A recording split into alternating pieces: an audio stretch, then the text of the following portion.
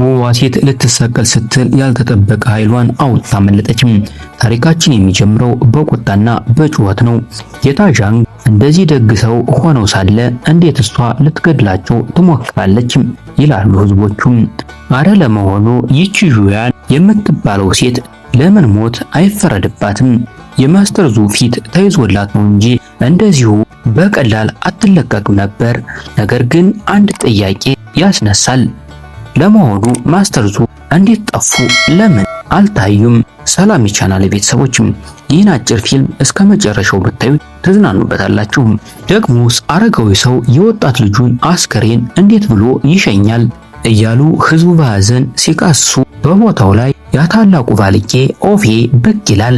ጌታ ዣንግ ሆይ ጊዜው ደረሰ ይለዋል።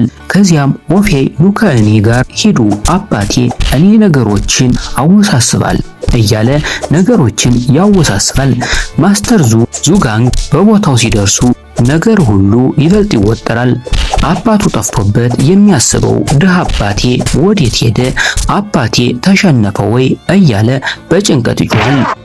ንጉሠ ነገሥቱ በክብር ዙፋናቸው ላይ ተቀምጠው ማስተር ታን እባክዎን ይነሱ ይላሉ። በዚያው ቅጽበት ግን ከጀርባ አንድ ደጋፊ ይጮሃል። ታላቅ ወንድም በጣት ሰው እነዚያን ማንቾች በቦክስ እና በእርግጫ አፈራረሳቸው።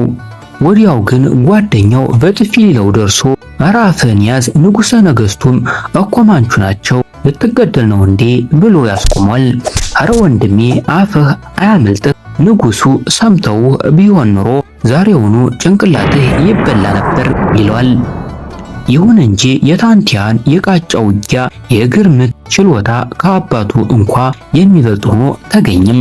ኦፌ በእነዚህ 10 እርምጃዎች ውስጥ መሸነፉ አይቀሬ ነው ተባለም።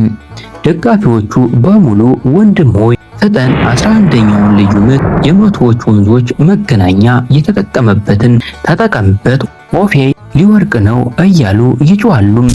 ታንቲያን ያንን ገዳይ ምት ተነዘረው። ነገር ግን እኔ አላውቅም እባካችሁ ምንድነው የሆነው? ታንቲያን ራሱ ወድቆ አይኑ ደማም። ኧረ ታንቲያን ተነስ፣ መቶ ወንዞችን መገናኛ ያልከውን ምት እንደዚህ ነበር እንዴ? እያሉ ደጋፊዎቹ በድንጋጤ አፋቸውን ያዙም። እንዴ የአፍረት ነው ይላሉ ተመልካቾች። ኦፌ ግን በስላቅ እየሳቀ ወደ ማስተር ዙ ይዞራል። ማስተር ዙ ኦፌ እኔን የሰማያዊ መስቀል እጅ ማየት ፈልገ ነው? ደግሞ የዓለም የቦክስ ውድድር ሊደርስ ሲል ለምን እኔን ለመሰለል ሰው ትልካለም? ኦፌ ግን ስድቡን ቀጠልም። እናንተ የሃን ህዝቦች ሁልጊዜ ቅኖች ነን ትላላችሁ፣ በእውነቱ ግን ከሌቦች አትሻሉም። በዚህ ጊዜ ህዝቡ አብዶ ኧረ ማስተር ዙ ይህንን የማንቹያ ውሻ እባክዎ ያስተምሩት፣ አፉን ይዝጉት እያሉ ጮሁም። ኦፌ ግን በትዕቢት የታን ቤተሰብ እግር ምት በእኔ ተሸንፏል፣ 5 ኤሌመንቶች ፊት የሚባለውም ባዶ ወሬ ነው። እኔ ኦፌ ከጌቶች ጋር ብቻ ነው የምታገለው። እንዳለመታደል ሆኖ ማስተር ዙ እርሶ ጌታ አይደሉም ብሎ ገፈፋቸው። በሌላ በኩል ደግሞ በኃይለኛ መብረቅ እና ነጎድጓድ አሁንም ፈራኸኝ እንዴ? ታንቲያን ትህትና ለማሳየት ቢሞክርም ኦፌ ተጠቅሞ ደቀ መዝሙሩን መሬት ላይ ጣለው። ኦፌ በውድድሩ አሸናፊ ተባለም።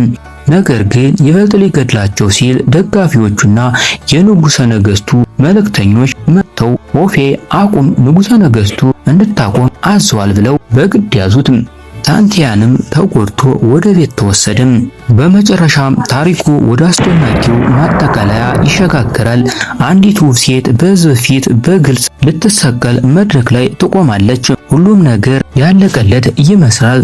ነገር ግን በዚህች የመጨረሻ ቅጥበት ውስጥ ድብቅ ኃይሏን ተቀሰቅሳለች። ሰንሰለቷን በጣጠሰችና ነፃ ወጣች። እናም ከጠላቶቿ ጋር በቆራጥነት መዋጋት ጀመረች። ታሪኩ በዚህ አስደናቂ ትዕይንት ይጠናቀቃል። በዚህ አስደናቂ አጭር ፊልም ከተደሰታችሁ ይህን ቻናል ላይክ፣ ሳብስክራይብ እና የደወል ምልክቷን መጫን እንዳይረሱ። በሌላ አጭርና አስደሳች የፊልም ታሪክ እስከምንገናኝ ደህና ይሁኑ።